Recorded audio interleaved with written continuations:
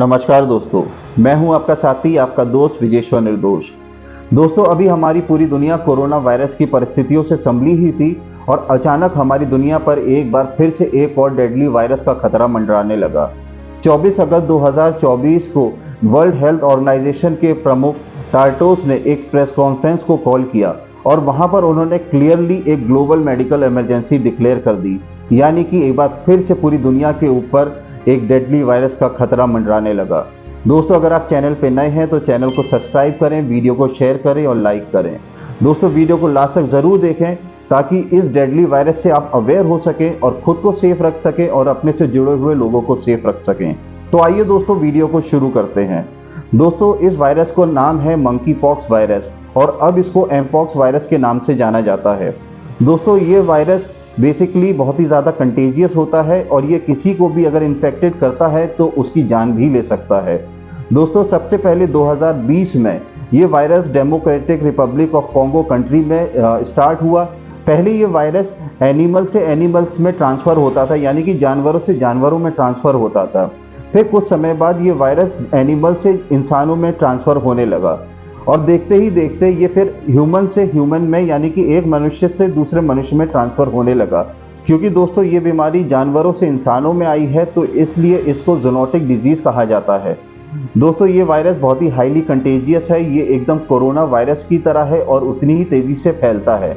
दोस्तों, यहाँ पर मैं आपको बताना चाहता हूँ कि इसका फर्टिलिटी रेट, यानी कि इसकी मृत्यु दर, अगर एक बार कोई इन्फेक्टेड हो जाता है तो इसमें करीब मृत्यु दर 10% है। जबकि हमने देखा था कोविड के टाइम में कि जो डेल्टा वेरिएंट था और ओमिक्रॉन वेरिएंट था वो करीब 5 से 7% के रेशियो में उसका फर्टिलिटी रेट था। मगर आप यहाँ पर देखते हैं इसका फर्टिलिटी रेट कोविड वायरस से दुगना है, तो आप इसकी सीवियरिटी को बहुत ही आसानी से समझ सकते हैं। दोस्तों, इस वायरस की शुरुआत कॉन्गो कंट्री से हुई और वहाँ पर ये बहुत ही तेज़ी से फैलने लगा और देखते ही देखते दोस्तों ये आसपास के देशों में भी फैलने लगा। और अभी की हम बात करें तो करीब मिडिल अफ्रीका और वेस्टर्न अफ्रीकन कंट्रीज़ में सिर्फ जनवरी महीने से लेकर के जून के महीने तक सिर्फ 6 महीने के अंदर 15,000 से ज़्यादा केसेस रजिस्टर हो गए और देखते ही देखते 550 से ज़्यादा लोगों की मृत्यु भी हो गई। और इसी सीवियरिटी को देखते हुए वर्ल्ड हेल्थ ऑर्गेनाइजेशन ने इसको एक ग्लोबल पैंडेमिक घोषित कर दिया। दोस्तों, अब ये हमारी और आपकी जिम्मेदारी है कि हम इस पैंडेमिक को किस तरीके से हैंडल करते हैं।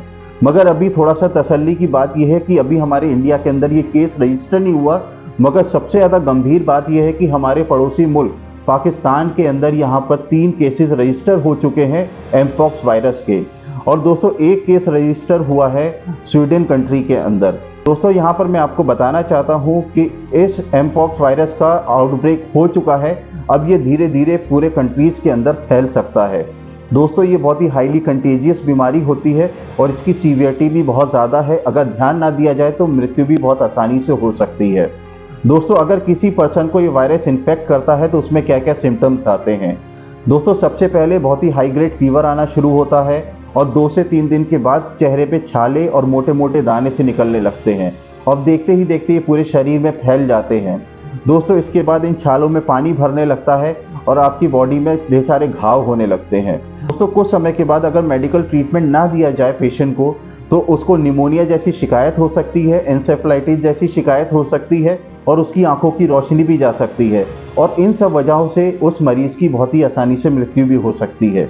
दोस्तों, इसकी वजह से पूरे बॉडी में बहुत ज़्यादा पेन होता है और शॉर्टनेस या सांसें जल्दी जल्दी चलती हैं। दोस्तों, ये इसके सिम्टम्स की बात हो गई। अब हम बात करते हैं कि ये कितने दिन तक ये सिम्टम्स रहते हैं और कब पेशेंट ठीक होता है।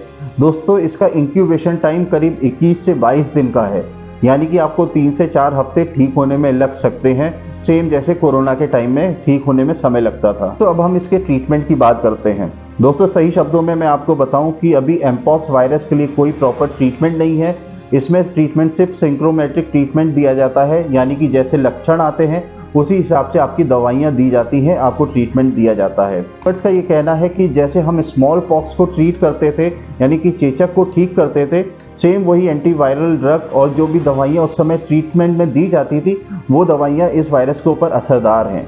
मगर दोस्तों, इसके ऊपर कोई प्रॉपर स्टडी नहीं है, ये सिर्फ अनुमान लगाया जा रहा है।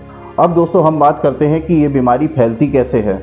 दोस्तों ये बीमारी बहुत ही हाईली कंटेजियस है, बहुत ही आसानी से फैल जाती है। अगर किसी को इसका इन्फेक्शन हुआ है एमपॉक्स वायरस का, तो अगर उसके संपर्क में कोई आता है तो उसको बहुत ही आसानी से बीमारी एमपॉक्स वायरस की हो सकती है। दोस्तों ये सेक्सुअली ट्रांसमिट बहुत ही आसानी से हो जाती है। अगर कोई ऐसे पर्सन के साथ यौन संबंध बनाता है तो दूसरे पर्सन में भी ये एमपॉक्स वायरस बहुत ही आसानी से एंटर कर सकता है। दोस्तों अगर आप इन्फेक्टेड पर्सन की कोई भी चीज़ छूते हैं, उसके बिस्तर को सही करते हैं या उसके कपड़ों को छूते हैं या उसके साथ उठते बैठते हैं, तो ये वायरस दूसरे पर्सन में बहुत ही आसानी से ट्रांसमिट हो सकता है। तो दोस्तों मैं आपको यहाँ पर मोटा मोटा यही समझाना चाहता हूँ कि जैसे कोविड के समय में चीज़ें एकदम से फैलती थी, वैसे ही ये एमपॉक्स वायरस भी आसानी से फैल जाता है। और दोस्तों इसका फर्टिलिटी रेट बहुत ज़्यादा है, तो आपको बहुत ज़्यादा सतर्क रहने की ज़रूरत है, अपने बच्चों को अवेयर करने की ज़रूरत है, क्योंकि अब ये वायरस हमारे पड़ोस के मुल्क पाकिस्तान में आ चुका है। तो दोस्तों बहुत ज़्यादा कोई समय नहीं लगता कि बहुत ही आसानी से हमारे कंट्री में भी आ जाए। तो दोस्तों इस समय हम क्या प्रिकॉशन ले सकते हैं? दोस्तों हमें सेम वही प्रोटोकॉल्स फॉलो करने हैं जो हमने कोरोना के टाइम में किए थे। हमें अभी से सोशल डिस्टेंसिंग को मेंटेन करना स्टार्ट कर देना चाहिए और हमें ऐसी भीड़ भाड़ वाली जगहों पे जाने से बचना चाहिए और हमें अपने बच्चों को भी सिक्योर रखना चाहिए। अगर घर के आसपास आपके कोई इन्फेक्टेड पर्सन रहता है तो आप अपने लगातार हाथ धोइए, मुंह को धोइए और अपने आप की हाइजीन मेंटेन करके रखिए, अपने घर को साफ सुथरा रखिए। दोस्तों ये वायरस बहुत ही आसानी से दूसरों को इन्फेक्ट कर सकता है और इसकी वजह से बहुत ही आसानी से मृत्यु भी हो सकती है। दोस्तों यहाँ पर हमें सारे वो प्रोटोकॉल्स फॉलो करने हैं जो हमने पिछले दिनों में कोविड के टाइम में फॉलो किए थे। दोस्तों यहाँ पर मैं आपको एक और बात बताना चाहता हूँ कि अगर कोई इससे इन्फेक्टेड होता है तो ये बीमारी बहुत ही ज़्यादा पेनफुल होती है और ये 1-1.5 महीने आपको बहुत ज़्यादा परेशान कर सकती है। उम्मीद करता हूँ कि मैंने आपको मंकी पॉक्स यानी कि एमपॉक्स से रिलेटेड बहुत सारी इंफॉर्मेशन दे दी है, तो अब आप अपने आप को और अपने फैमिली को इन सब चीज़ों से अवेयर कर सकते हैं और भविष्य में ऐसे डेडली वायरस से खुद को बचा सकते हैं।